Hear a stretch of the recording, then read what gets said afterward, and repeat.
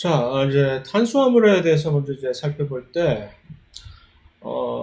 일단 처음 시작할 때 우리가 이거 먼저 단위체가 무엇이냐, 이 모든 탄수화물이 되었든 지질이 되었든 단백질이 되었든 핵산이 되었든 지난 시간에 언급을 했듯이 이들은 전부 같은 방식에 의해서 모노머라고 하는 이 단위체에 의해서 단위체가 이제 이 탄수화물의 경우는 단당류가 모노세크라이드가 또 모노머 구실을 하는 것인데 이들을 조립을 해서 여러 가지 중합체를 만드는 것이고, 그 다음에 지질의 경우는 그 지방을 fat라고 하는 것들을 만드는 단위체는 무엇이냐, 그들의 특성이 무엇이냐라는 것을 일관성 있게 계속해서 이제 물어가는 방식으로 이것을 정리 이해하는 것이 좋다고 생각이 됩니다. 단백질의 경우는 그것이 이 아미노산이 될 것이고, 핵산의 경우는 그것이 뉴클레오티드가 될 것이고 해서, 일단 탄수화물은 무엇이냐, 어떤 친구들을 탄수화물이라고 우리가 정의를 할 수가 있느냐, 이름 그 자체대로 탄수화물입니다. carbohydrate. 이 이름에서 이미 다 힌트를 알려주는 것인데, 일단 탄소가 풍부하고, 그 다음에 탄소만큼 수소도 많이 들어있고, 수소보다는 조금 덜 하지만 탄소만큼과 비슷하게 실이 OH기가 꽤 많이 들어있는 이러한 분자를 우리는 탄수화물이라고 하면서, 바로 이 OH기가 하이드록실기가 많은 이 특성 때문에 이 탄수화물은, 대부분의 탄수화물은 친수성, 하이드로필릭한 성질을 전부 띠고 있습니다.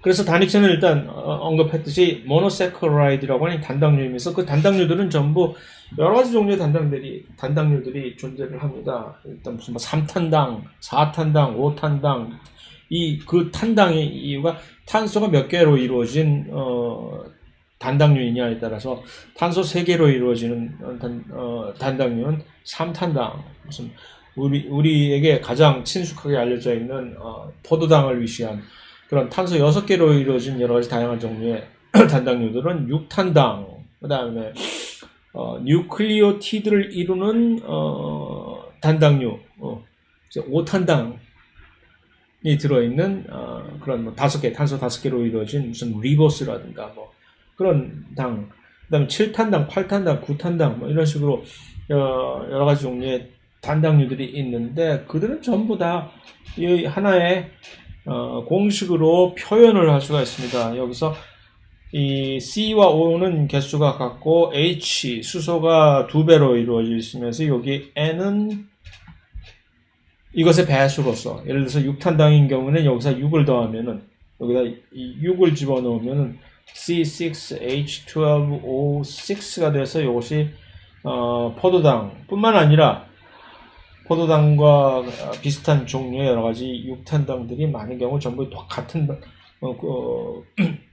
화학식, 분자식을 가지고 있으나 그들의 배열이 조금 달라서 서로 다른 당이 되는 것입니다. 자, 근데 일단 이런 식으로 가지고 있으면서 모든 단당류들은 반드시 말단이 이 끝이 이제 긴 일직선상으로 이들을 배열해 놨을 때 끝이 반드시 알데하이드나 또는 키톤으로 끝나야 된다는 얘기입니다. 여기서 알도스냐 알데하이드로 끝나는 이 단당류를 알도스, 한국말로 하니까 좀 그런데 영어로 알데하이드 슈가, 모든 당분들은 오스, 나는 OSE 돌림으로 끝납니다. 확률이 그렇게 되어 있어요. 그래서 알도스라고 하면 알데하이드로 끝나는 단당류 슈가, 그 다음에 키토스라고 하면은 키톤으로 끝나는, 두 개의 어깨를 다 가지고 있는 키톤, 한쪽 어깨가 빠진 그 대신에 수소가 와 있는 것은 알데하이드라고 얘기를 했잖아요. 그래서 여기 이렇게 보면은 프룩토스라고 하는 이 과당, 그 다음에 우리에게 가장 널리 알려져 있다고 할 수 있는 이 포도당, 과당, 그다음에 이제 갤락토스라고 하는 당, 갤락토스를 한국말로 뭐라고 하나? 그냥 갈락토스라고 하나? 이들은 사실 이들 셋을 전부 분자식을 좀 쳐보면 여기 다 시옷 하나하나 헤아를 보면 알겠지만 이들은 전부 셋 다 공통적으로 C6H12O6라고 하는 요 분자식을 가지고 있습니다. 그럼 뭐야? 이게 어떻게 구분하란 말이야? 여기서 이제 이성질체라고 하는 개념이 이제 이것을 이해를 해야 되는데, 예를 들어서 포도당과 과당의 사이의 관계를 보면 이들 사이에는 스트럭처럴리, 그러니까 포도당의 경우는 이쪽이 지금 알도스잖아요. 알데하이드로 끝나는 단당류. 과당의 경우는 이것이 키토스 이것을 외우라는 얘기는 절대 아니고, 포도당은 알도스야, 과당은 키토스야. 왜 알고 있어야 돼? 포도당과 과당이 다 이 화학식으로 C6H12O6로 지금 표현이 되는 거야? 그럼 어떻게 되는 거야?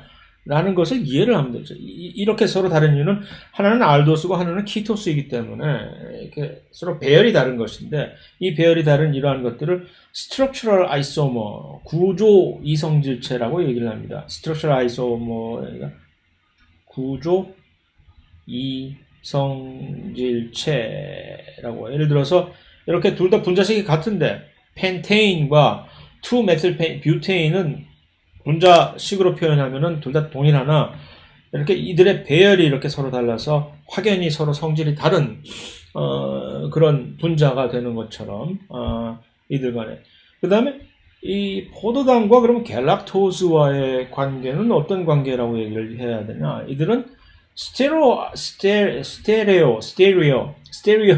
아이소머라고 표현을 하는 거울상 이성질체 또는 이난시오머라고 얘기를 하는, 이들의 이난시오머라고 하는 것은 거울상 이성질체로 이 두 개의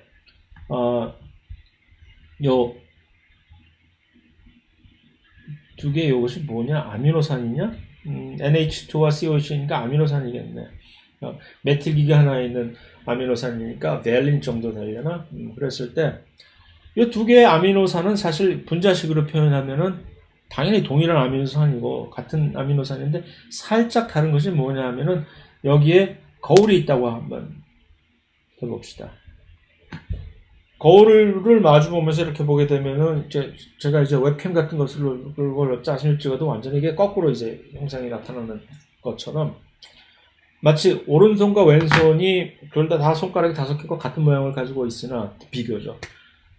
같이 이렇게 마주 볼 수는 있으나 거울상에 이렇게 포개할 수는 없듯이 그러한 관계를 가지고 있는. 왜냐하면 탄소를 사이에 두고 이들이 배열되는 순서가 탄소와 연결되어 있는 각각의 다른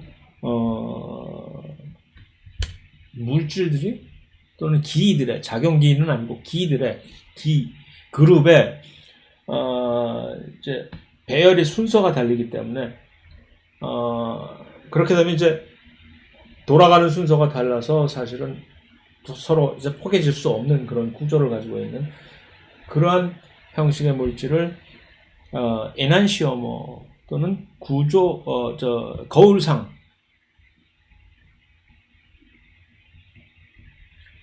이성질체라고 얘기를 합니다.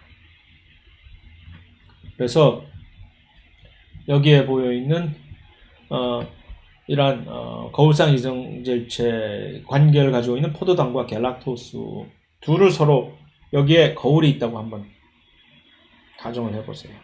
그럼 서로 거울로 마주보고 있는 딱 그런 형상이잖아요. 이런 것을 스테레오 아이소머 또는 이난시오머라고 얘기를 합니다. 확연히 다른 물질입니다.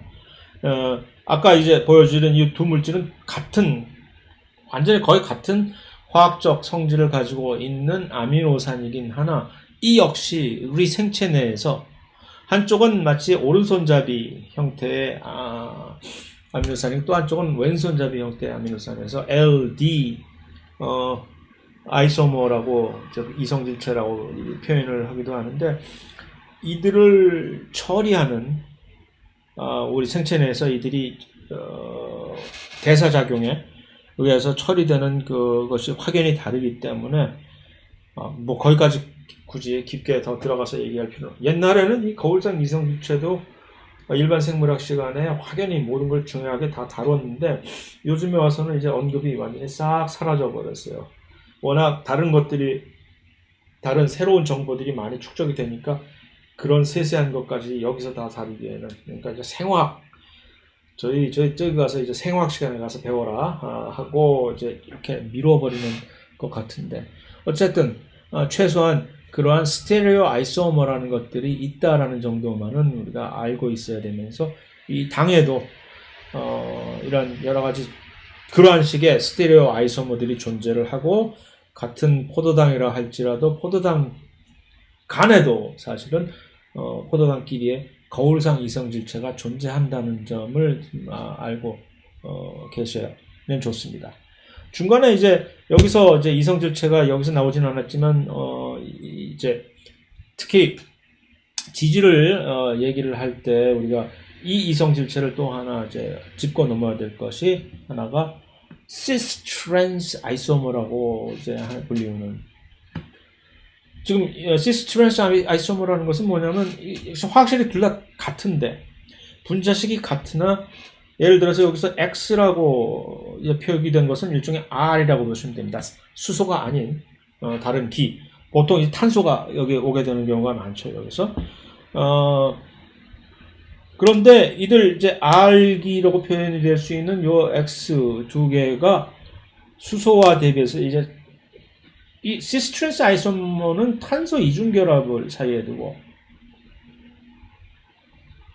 이중 공유 결합을 사이에 두고 이렇게 발생을 하게 됩니다. 왜냐하면 탄소 이중 결합이라고 하는 것은 이중 결합을 이루게 되는 탄소는 더 이상 지 마음대로 막 이렇게 회전목마가 아니라 이렇게 돌아가는 회전문처럼 돌아갈 수 있는 구조가 아니라 딱 평면에 고정이 되어 있는 그런 구조를 띠게 되기 때문에 그렇게 되면 이제 그 평면의 위쪽에 이것이 위치를 하느냐 아래쪽에 위치하느냐가 달라지는 상황이 돼서 이 두 위쪽에 만세를 부리고 있게 되는 이런 식으로 두 그룹이 있게 되면은 이것은 둘 다가 같은 방향에 놓이게 됐다 해서 시스라고 얘기를 합니다. 같다. 그런데 이 두 X가 또는 R이 허스를 찌르고 있게 되면 이렇게 그러면 이 두 개가 서로 다른 방향에 놓여 있게 되기 때문에 이것을 트랜스 아이소머라고 얘기를 합니다. 이것이 또 확연히 다른 성질을 나타내는 경우가 많기 때문에 그래서 특히 이제 지질을 우리가 지방산을 우리가 구조를 이따가 아마 다음 세션이 되지 않을까 싶은데 살펴볼 때에는 이거 역시 우리가 확연하게 구분을 해야 되는 그런 아이소머입니다. 그래서 이런 이성질체라는 것이 이러한 세 가지 종류의 다른 이성질체가 있다. 그래서 또는 이 여러 가지 다양한 종류의 단당류들이 예를 들어서 이러한 구조 이성질체라든가 스트럭처 아이소머라든가 또는 심지어 스테레오 아이소머라든가 하는 형식으로 이렇게 연결이 되어 있는 관련이 있는 그럼으로 인해서 같은 동일한 분자식을 가지고 있으면서 이렇게 확연히 다른 단당류들이 많다라는 것을 아는 정도로 하면 되겠습니다. 또 한 가지는 이제 단당류에 있어서 또 한 가지 다른 점은 이제 이들이 사슬형과 고리형 영어로 이제 linear form 또는 chain 또는 linear라고 이렇게 표현은 사슬형과 고리형 circular 또는 또는 cyclic 또는 circular 이런 식으로 표현되는 그래서 같은 포도당이라고 할 때에도 포도당 자체가 여기서 이제 이 그림에서 본 것처럼 이렇게 이것은 이제 사슬형 포도당이 되는 것이죠. 체인형.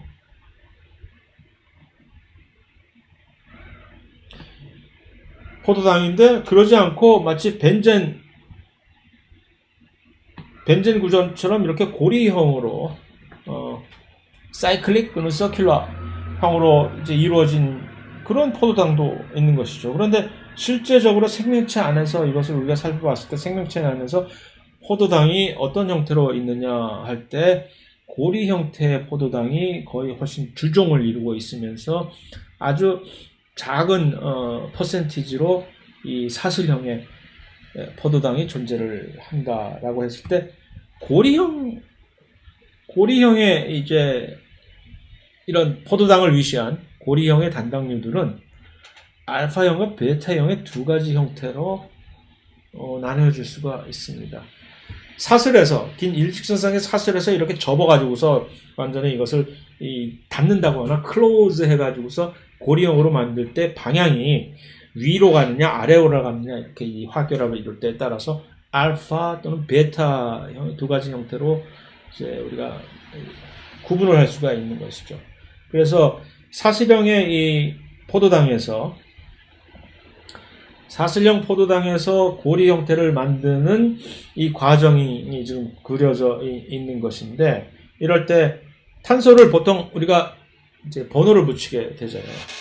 탄소를 번호를 붙여서 1번 탄소, 2번 탄소, 3번 탄소 이렇게 가는 이 룰이 있습니다. 그래서 이제 이 사슬형 탄소에서 이 룰에 따르면은 요 알데하이드 결합한 요 탄소를 1번으로 쳐야 되는 그런 룰이 있어서 그래서 1번, 그 다음이 2번 탄소, 3번, 4번, 5번, 6번이 있을 때 지금 1번 탄소와 5번 탄소가 색깔로 지금 입혀져 있는 뭔가 지금 감이 잡히죠.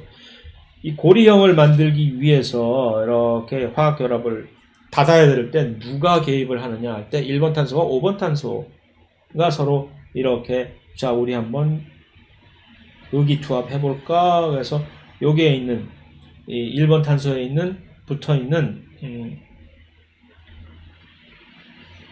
요 알데하이드 그룹을 5번 탄소에 있는 OH기가 이렇게 이제 화학 결합을 공결합을 이루기 위해서 공격을 하는 어택을 하는 거예요. 그래가지고 이 부분을 이 탄소가 이제는 이렇게 OH기와 탄소와 두 개의 탄소가 이쪽에 산소가 중간에 이렇게 결합이 되는 이것을 헤미아세탈이라고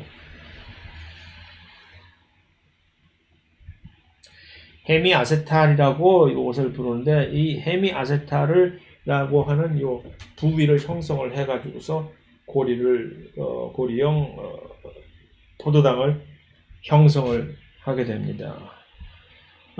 그래서 말했듯이 요 글루코스가 글루코스도 그러니까 D글루코스냐 L글루코스냐라고 이 거울형 이성질체에 따라서 근데 이 생명체 내에서는 전부 대사작용에 투입이 되는 글루코스는 전부 D형의 그러니까 아주 까칠해요.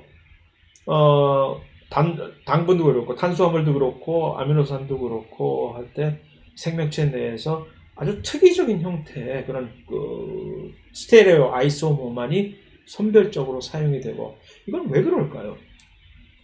이들을 대사작용하는데 누가 사용이 되느냐면 효소가.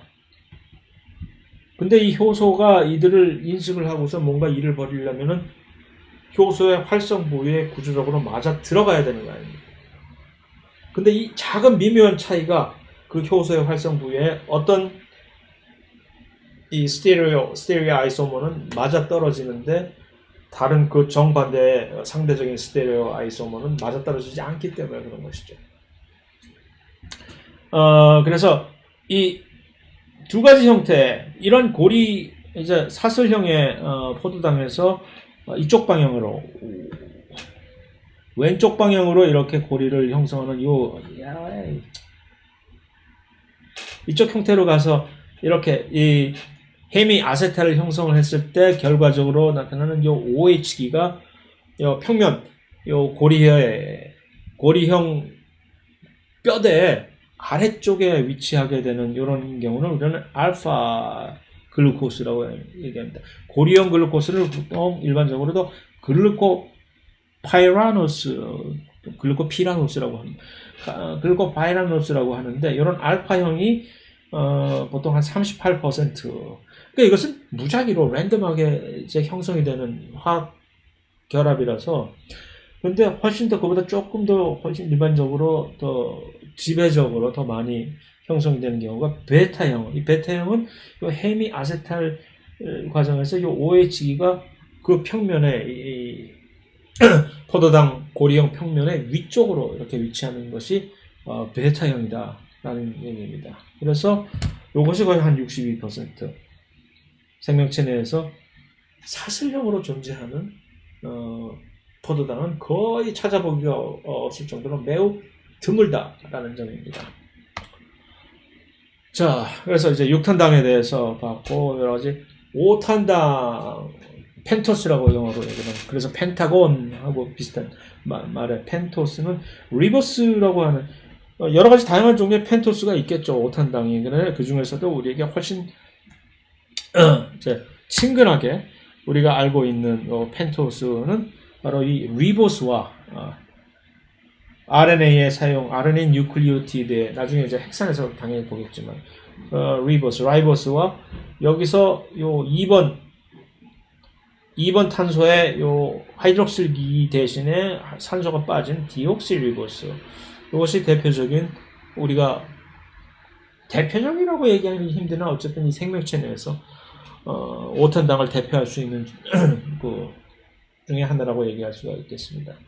그래서 갤락토스, 글루코스, 프록토스 이건 6탄당이고 그래서 이들을 사용을 해가지고서 중합체를 만드는 그래서 좀 더 복잡한 탄수화물을 만드는 그 결합이 자 그러니까 이것은 축합 반응의 일종입니다. 그것이 그 이름을 뭐라고 짓느냐 글라이코시릭 링키지라고 영어로 얘기를 해서 이것을 한국말로 글리코시드 결합이라고 얘기를 합니다.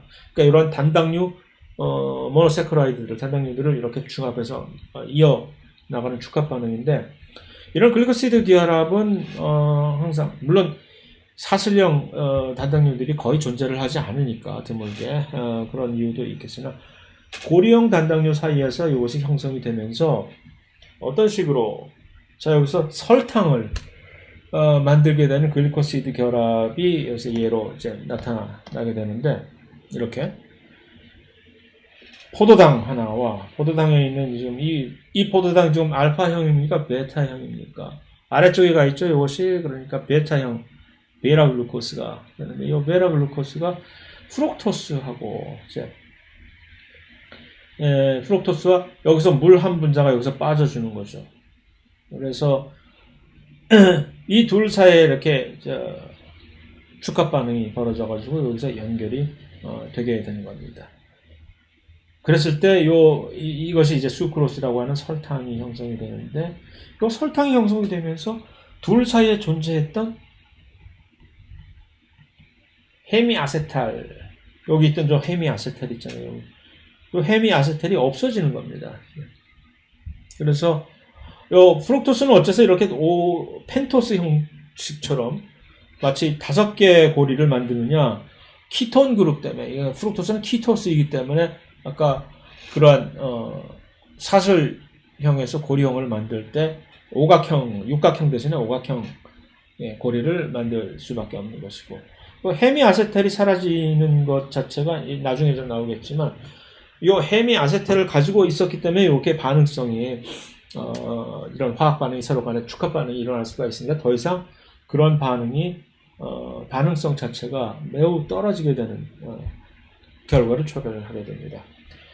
그래서 탄수화물의 종류와 중합체의 종류와 기능을 여기서 살펴볼 것 같으면 그러한 각각의 단당류들을 전부 끌고 모아가지고서 이렇게 축합 반응을 일으키게 되면은 여러 단계의 레벨을 그래서 처음에 간단한 탄수화물 2개만을 이렇게 연결시키는 그런 당을 2당류 다이세커라이드라고 이제 얘기를 할 수가 있고 그거보다는 좀 더 몇 개 많은 뭐 10개, 20개 정도의 그런 당을 만들게 되는 것을 우리는 올리고세커라이드라고 얘기하고 몇백 개의 그러한 단당류들이 한 번에 쭉 결합이 돼서 훨씬 복잡한 그런 고분자 탄수화물을 만들게 되면 우리는 그것을 팔리세커라이드 다당류라고 얘기를 합니다. 그래서 각각의 이제 이당류를 대표하는 대표 주자가 많은 이당류들이 있다는 얘기입니다. 그 중에서 세 명만 뽑아서 대표 주자로 올리면 설탕,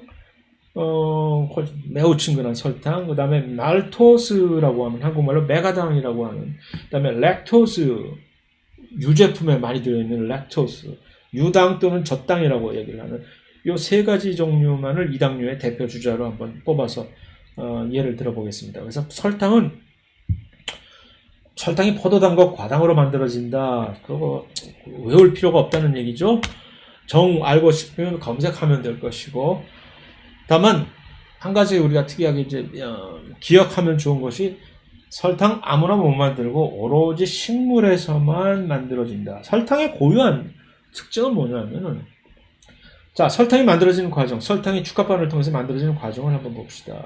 아까도 봤지만, 그래서 이 포도당과 과당이 이런 식으로 결합을 해서 지금 현재 1번과 2번 사이에 이제 글리코시드 링키지가 지금, 이 포도당의 경우는 1번 탄소와 과당의 경우는 2번 탄소와의 이 글리코시드 링키지가, 그거 중요한 거 아니지만 어쨌든 연결이 되는 것인데, 이 과정에서 헤미아세탈의 중요성은 뭐냐면 반응성입니다.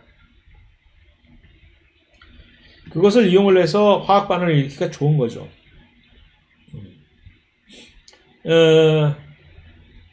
그런데 이제 그것이 없어졌기 때문에 반응성이 없어지는 그러한 당을 우리는 non-reducing sugar라고, 비환원적인 당이라고 이제 분류를 합니다. 그래서 이 설탕이 일단 한번 만들어지고 나면은 그 설탕은 쉽게 대사작용에 참여를 하지 뭔 소리야? 설탕이 얼마나 소화도 잘 되고 그런데 그거는 우리가 설탕을 분해하는 특별한 효소를 가지고 있으니까 그런 것이지, 가만히 내버려뒀을 때, 설탕을 시험관에서 놔두었을 때 그들의 반응성 자체가 그렇게 열정적으로 이렇게 반응을 막 하려고 들지 않는 성질을 가지고 있다는 얘기입니다. 그래서 설탕이 식물들이 진화하는 과정에서 고민을 하다가 설탕이란 것을 만들어야 되겠다라는 측면에서 설탕이 만들어지면서, 그것 때문에 설탕이 식물에서만 만들어지는 일종의 이당류라는 얘기죠. 그 기능이 뭐냐면은, 설탕은 운반을 하기 위해서 무엇을 운반을 해? 광합성 산물. 이 광합성 산물이 뭡니까? 일단 광합성이 하게 되면 포도당이 만들어지는 것인데, 그 포도당을 순식간으로 이 녹말로 만들어 버리잖아요. 녹말은 포도당의 중합체입니다. 포도당들을 전부 줄줄이 연결하면 녹말이라고 하는 큰 다당류 중합체를 만들어내는 것인데, 그것은 이제 식물의 잎에서 광합성을 통해서 만들어지는 것이고, 그러니까 이 녹말은 사실 광합성이 이루어진 장소인 엽록체 안에 저장을 하게 되면서, 이제 낮에 빛이 쨍쨍할 때 광합성을 하다가 밤에 햇빛이 없어지면 식물도 이제 그제서야 배가 고파지는 거니까, 그때 쪼개서 다시 분해해서 저희가 자기의 영양분으로 사용을 해서 ATP를 합성을 하게 되는 것인데, 식물은 마음씩 착한 식물이기 때문에 광합성을 하지 못해서 혹시 굶주림에 떤다? 굶주림의 고통을 받고 있을 자기의 불쌍한 이웃들 같은 몸 안에 있는 뿌리는 광합성을 못하니까 지금 굶고 있을 거 아닙니까? 또는 잎이나 갓 태어난 지 얼마 되지 않아서 아직 광합성을 제대로 할 수 없는 아주 연약한 베이비 립, 그런데다가 자기가 만들어 놓은 음식을 이제 쉐어를 하려고, 같이 공유를 하려고 보내야 된단 말입니다. 그래서 그러면 이제 녹말을 다시 포도당으로 분해를 해가지고서 운반을 해서 자 가거라 하고 보내면, 소포를 페덱스로 붙이던 UPS로 붙이던 우체국 택배로 붙이면 배달 사고가 분명히 나게 되어 있습니다. 왜? 포도당의 형태로 놓으면 그 포도당은 아까 보니까 리듀싱, 환원적인 당이거든. 햄이 아세탈을 굳이 번듯이 가지고 있는 환원적인 당이기 때문에 그거 그냥 내보냈다가는 어디 딴 데 가서 딴짓하고 앉아있어요. 분명히 목적지까지 도달 못하고. 왜냐하면 주위에서 워낙 유혹하는 친구들이 많을 테니까. 그래서 그 유혹을 전혀 무시하고 끝까지 갈 수 있는 성질을 가진 이 운반용 당이니까 아니 왜 녹말체로 보내지 못하겠어요. 너무 크니까 등치가. 그 운송비가 장난이 아닐 거 아니에요. 그러니까 잘게 쪼개는데 그러니까 이 당류면은 아주 적합한 당이 되는 거죠. 그래서 이 당류가 아닌 조금 더 이 당수가 많은 약간의 올리고당 비슷한 그런 것을 운반용 당으로 사용해서 보내는 식물도 있습니다. 다만 공통점은 그러한 운반용 당들은 설탕을 무시한 운반용 당들은 전부 비환원적 당. 그래서 그런 유혹에 빠지지 않고 끝까지 가는 당들입니다. 그런데 말입니다. 자, 여기 딱 보시면 우리가 설탕이 여기 있고 여기에 수크랄로스라고 하는 이 물질이 이제 보입니다. 이 수크랄로스라고 하는 것은 합성된 설탕의 애날로그, 설탕의 유사체, 아날로그라고 할 수 있습니다. 어떤 회사에서 영국의 어떤 회사에서 이것을 인위적으로 합성을 했어요. 그러니까 설탕과 이 수크로스, 설탕과 요 밑에 있는 이름도 비슷한 유사품에 속지 맙시다 라고 하는 수크랄로스. 뭐가 다르냐면 요런 데가 조금 다르잖아요. 염소가 여기 중간에 끼어 있는 거예요. 여기 이런 거 없고, 이런 거 없이 여기에 염소 같은 게 조금 끼어 있는 대신에, 자, 이 설탕이 여기 헛소문이 돌았어요. 이게 처음에 요 수크랄로스를 처음에 만들었던 이유가, 수크랄로스라는 것을 처음에 만들었던 이유가 뭐냐면은 살충제를 만들기 위해서. 살충제? 설탕을 이용해서 무슨 살충제를, 아니 설탕과 구조가 비슷한 물질을 만들어서 무슨 살충제를 만들겠다는 것이냐 라고 할 때 말이 돼요? 이게? 그 근본적인 이유가, 수크로스라고 하는 것은 이 설탕이 이렇게 쭉 중간에 운반을 하고 있을 때 곤충들이 이제 거기다가 이 식물의 줄기에다 빨대를 딱 꼽아가지고 그것을 중간에 인터셉트를 해서 먹겠다는 얘기 아닙니까? 그러면은 요 수크랄로스라고 하는 물질은 이 설탕과 매우 비슷한 분자 구조를 가지고 있으나 대사가 안 된다는 얘기죠. 대사가. 설탕처럼 분해가 되지 않고, 왜? 설탕을 분해하는 효소, 여기를 이제 딱 끊어가지고 하는 수크레이제라고 하는 또는 그런 효소가 있는데, 그 효소가 동물에게는 있어서 설탕을 이제 분해를 해서 대사작용을 할 수가 있는데, 이 수크랄로스는 비슷하기는 하나 그것이 그러니까 분해가 안 되니까 소화가 안 되는 것이고, 그러니까 소화불량 또는 굶주림에 걸쳐서 계속 먹기는 먹는데 이게 왜 나는 계속 배가 고플까 하면서 배를 움켜쥐고 죽어나간다는 그런 이론적인 측면에서 이 수크로스 대신에 수크랄로스라고 하는 설탕 아날로그를 사용해서 살충제로 사용할 수가 있다라고 하는 그런 얘기로서, 사실은 헛소문입니다. 이것은 수크로스를 기반으로 하는 수크랄로스가 살충제로 처음에 개발이 되었다는 얘기는 잘못 와전된 헛소문인데, 이것이 진실이라고 해서 꽤 많이 스토리가 퍼졌어요. 저 역시 얼마 전까지만 해도 이것을 확실하게 믿고 헛소문 가짜뉴스에 속아가지고서 막 수업 시간에 이것을 전파하고 다닌 거지. 심지어 어떤 일화까지 있었냐면은 그런 헛소문에 근거를 해가지고서 그것을 개발하는 회사에서 이게 지금 현재는 이 수크랄로스라고 하는 것이 일종의 인공 감미료로 사용이 되고 있거든요. 인공 설탕이 되어 있는 것이죠. 근데 처음에 살충제로 개발을 했었는데 처음에 들어온 신입한 때 이제 팀장이란가 신입한 때 야 저 수크랄로스라는 거 있는데 한번 우리 점심 먹으러 갔다 오는데 저거 한번 테스트 한번 해보라 라고 갔다 왔는데 돌아와서 그 신참한테 테스트 했니? 라고 물어보니까 예 했어요. 아주 달던데요. 그러니까 화들짝 놀라면서 팀장이 아니 그걸 먹었단 말이야 라고 하는, 아니 도대체 그런 정보가 어디서 나왔는지 모르나. 그러니까 예 먹으라고 그랬잖아요. 아까 테이스트하라고 그랬잖아요 라고 해서 이 발음이 테스트와 테이스트가 영국에서 이런 벌어진 일이니까 그게 가능한가? 테스트하고 테이스트하고 어떻게 같이 어쨌든 그런 이제 거기 골자는 무엇이냐 하면은 그래서 테스트했더니 엄청 달던데요.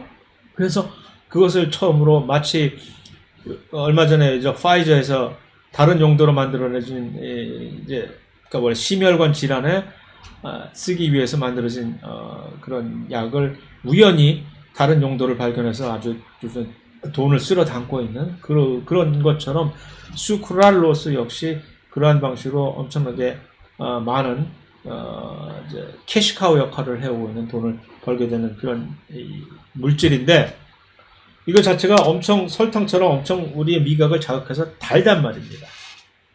그러니까 살충제에게는 이제 잊어주시고 살충제에게는 거짓말이니까 뭐 엄청 단데 이것이 이제 막 이렇게 수크랄로스처럼 스타벅스 같은 데 가면은 이렇게 여러 가지 종류의 사카린이라고 하는 요 인공 감미료가 있고, 그 다음에 아스파탐이라 하는 또 다른 종류의 인공 감미료가 있는데 그와 함께 나란히 수크랄로스가 있으면서 약 500배의 설탕의 500배의 단맛을 가지고 있으면서 수크랄로스의 장점은 이거 역시 대사작용이 안 되니까, 분해가 안 되니까 그대로 인체에서 빠져나간다는 얘기입니다. 그 얘기는 단맛만 제공해주고 전혀 칼로리를 제공해주지 않으니까 훨씬 좋다는 얘기죠.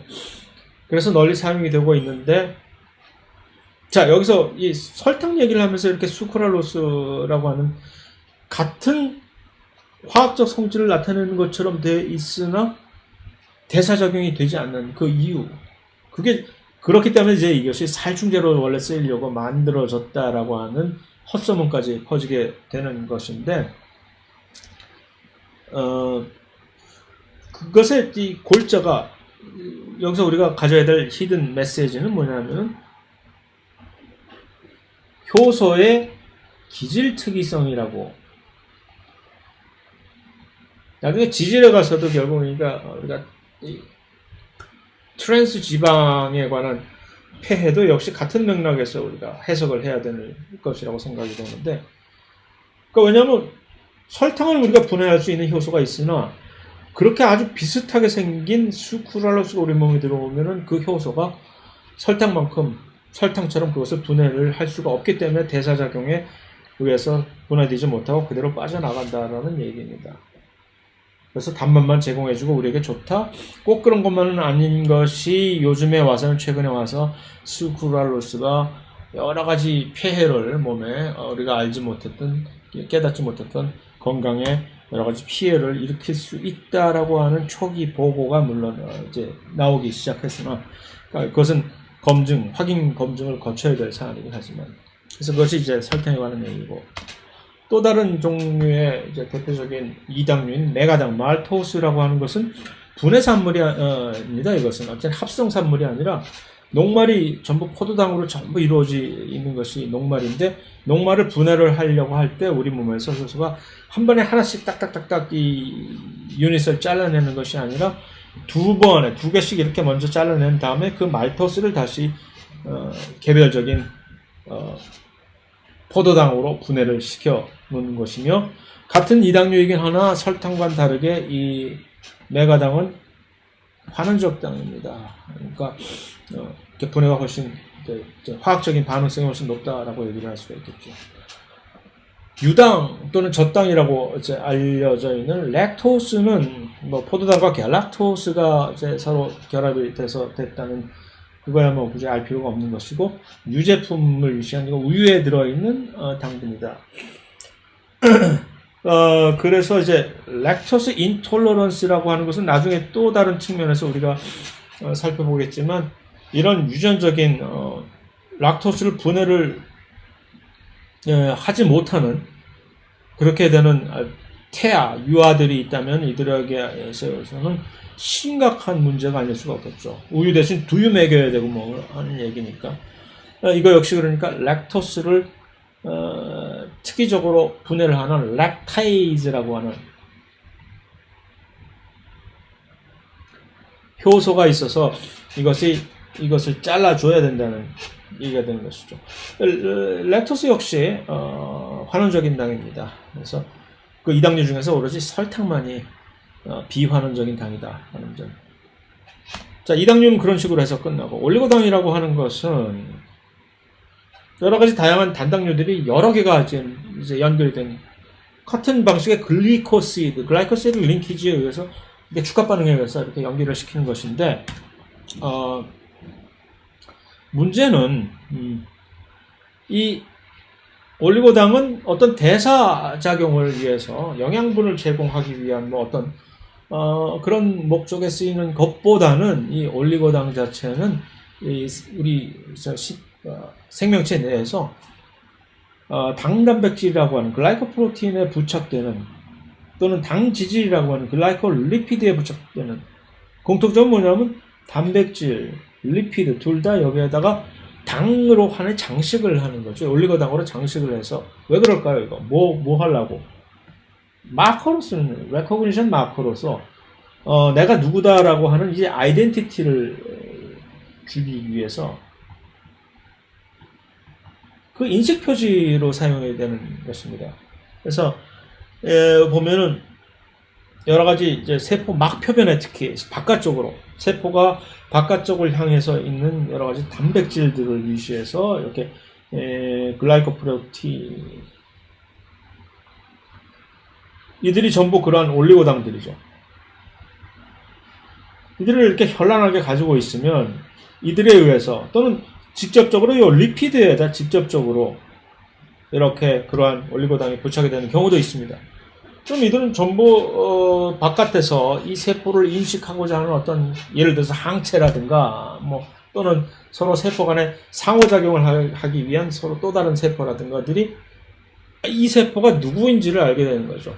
대표적인 이런 이 세포막에 이런 식으로 당이 붙게 되는 것이 적혈구에서 적혈구 표면에 이러한 특별한 종류의 당이 붙어가지고서 ABO 혈액형을 만들어내는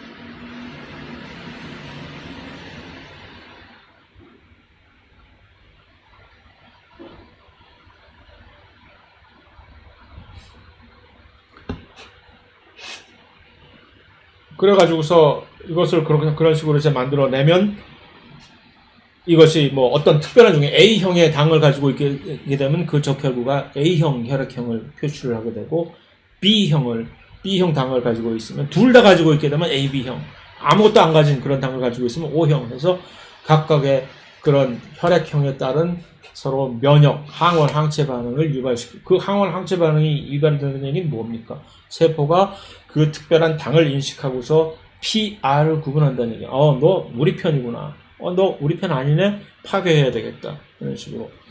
그래서 올리고당이 전혀 영양소로 사용이 되지 않는다라고 말은 하지 못하지만 올리고당이 이 세포 내에서의 주 목적은 이런 식의 서로 간의 인식 표지가 주된 목적이다. 그 얘기할 수가 있습니다.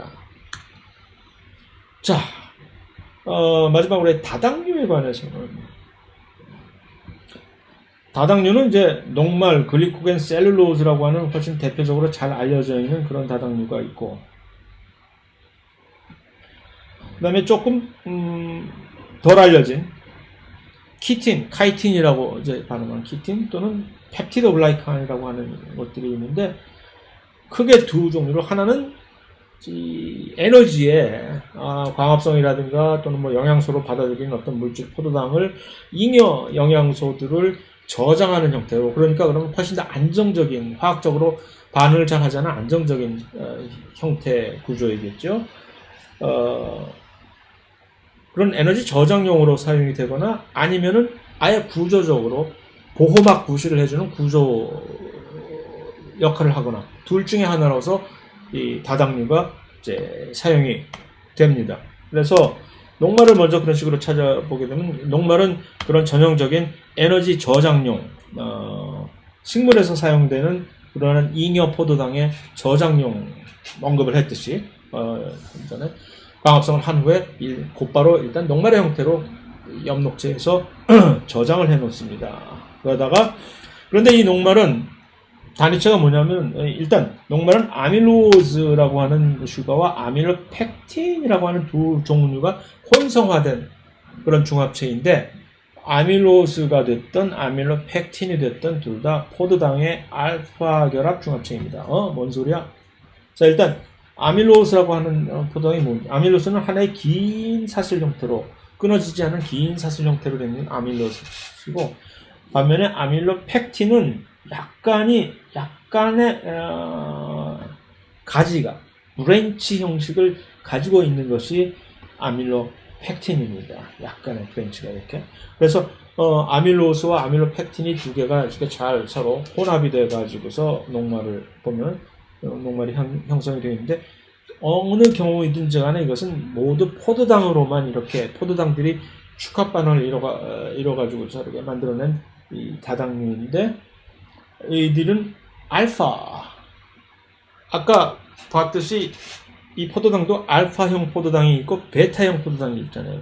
그런데 그 알파형 포도당들만이 이제 축합 반응을 해서 참여를 해가지고 쫙 만들어진 것이 이 녹말이 되겠습니다. 반면이 아니라 좀 이따 반면 나오고, 글라이코전이라고 하는 글리코겐 역시 녹말과 매우 유사한 구조로 되어 있으면서, 그러나 동물과 균류에서 주로 균류는 간이 없지만 동물에서, 특히 다세포 동물에서 간세포와 근육세포에서 이들을 합성을 해서 일종의 저장용, 녹말과 비슷한 저장용 당으로 이제 만들어내는 것인데, 이거 역시 포도당들의 알파 결합 중합체입니다. 녹말과 매우 유사한 구조인데 동일한 구조가 아닌 이유는 녹말에 비해서 훨씬 더 이제 브랜치 형태를 더 많이 가지고 있습니다. 그래서 보면 이렇게 훨씬 더 광범위하게 이런 브랜치를 가지고 있는 것이 글리코겐의 녹말에 대비한 특성이고, 셀룰로스라고 하는 건 식물의 세포벽 중에서도 1차 세포벽을 이루는 물질입니다. 식물은 처음에 갓 세포가 만들어졌을 때는 프라이머리 셀월이라고 해서 1차 세포벽을 비교적 두껍지 않은, 비교적 유들유들 야들야들한 그런, 하지만 전체적인 입장에서 보면 훨씬 견고한 조직, 딱딱한 견고한 조직이기 때문에 그것을 벽으로서, 벽은 왜 칩니까? 보호막을 치려고 벽을 치잖아요. 그러니까 세포막 바깥에다가 세포벽을 따로 일종의 이중문을 만든다고 할까? 그런데 이 셀룰로스는 역시 포도당으로만 만들어진 중합체이나 특이한 점이, 이것은 포도당들의 베타 결합 중합체입니다. 그래서 이들이 지구상에서 가장 풍부한 물질 중 하나인 것은, 이들은 이제 이들을 분해하는 효소를 가지고 있는 동물들이 그다지 많지 않아서 그 셀룰로스를 분해할 수 있는 동물이 있다 하더라도, 소화를 할 수 있는 이 동물들도 사실은 알고 보면 자기 자신이 직접 그 효소를 만드는 것이 아니라 자기들이 가지고 있는 장내 미생물들이 이것을 분해할 수 있는 효소를 가지고 있어서 이렇게 그 덕택을 하는 것이고, 그래서 훨씬 녹말이나 글리코겐에 비해서 훨씬 균등하게 균일한 이제 형태로 딱딱한 조직력을 가지고 있습니다.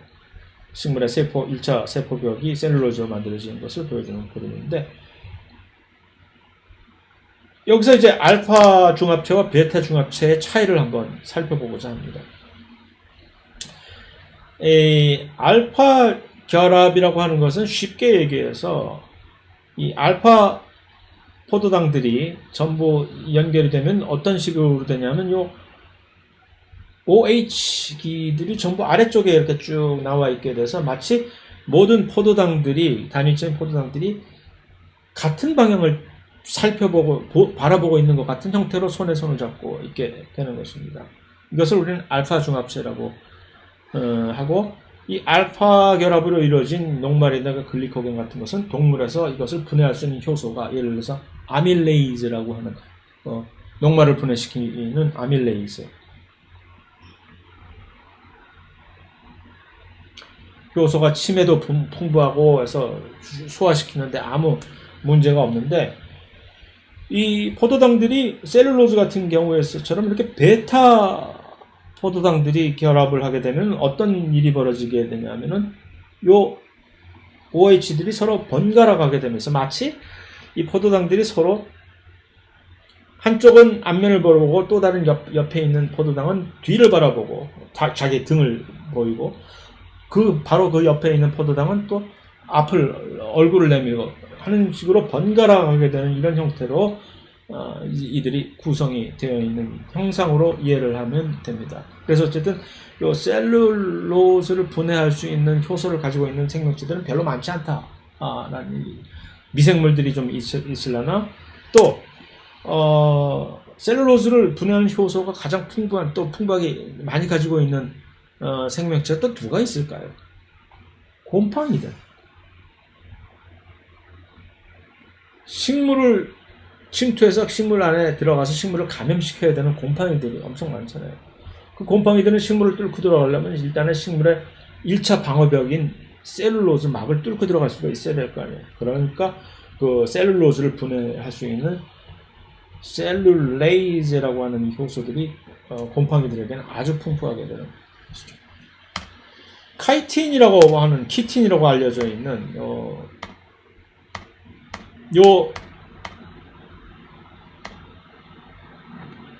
효소는 이 균류의 세포벽을, 그러니까 균류는 셀룰로즈처럼 이제 식물처럼 셀룰로즈 세포벽을 가지고 있지 않고 또 다른 종류의 물질로 다당류로 자기의 세포벽을 이제 무장을 합니다. 뿐만 아니라 곤충 및 갑각류들은 이렇게 바깥쪽에 아주 딱딱한 껍질로 이루어져 있잖아요. 그들에게는 우리처럼 이런 안쪽에 있는 뼈대가 없이 그 바깥쪽에 있는 딱딱한 껍질이 그들의 골격구실을 하는 껍질이라서 이들을 엑소스켈레톤, 외골격이라고 하는데 이들 역시 그러니까 포도당과 포도당과 아주 비슷한데 여기에 질소가 들어있는 아세테이트, 그래서 이것을 N-아세틸 글루코사민이라고 하는 아주 포도당과 매우 흡사한 구조입니다. 그래서 그 N-아세틸 글루코사민이 베타 결합 중합체로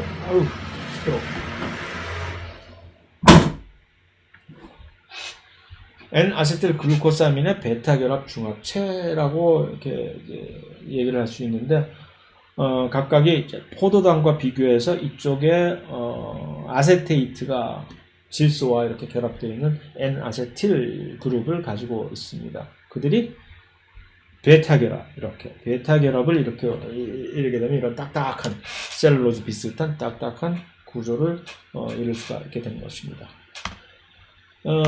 진짜 마지막으로 펩티드 글라이칸이라고 하는 것은 그와 같은 비슷한 이 다당류로 이루어진 중합체이면서 세균이 세포벽을 만들 때 이렇게 펩티드 글라이칸이라는 형식으로 만들면서 이들은 특별한 아미노산들을 특별한 종류의 이런 N-아세틸 글루코사민 이것은 봤죠. 그 다음에 또 N-아세틸 뮤라믹 애시드 같은 이런 종류의 이 단당류들이 아미노산 여러 개의 일련의 종류의 아미노산들과 서로 이렇게 크로스 링크를 한다고 하죠. 크로스 링크,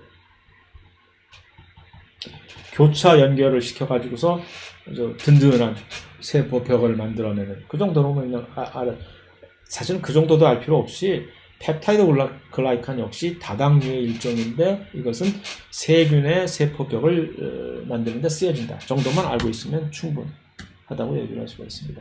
그래서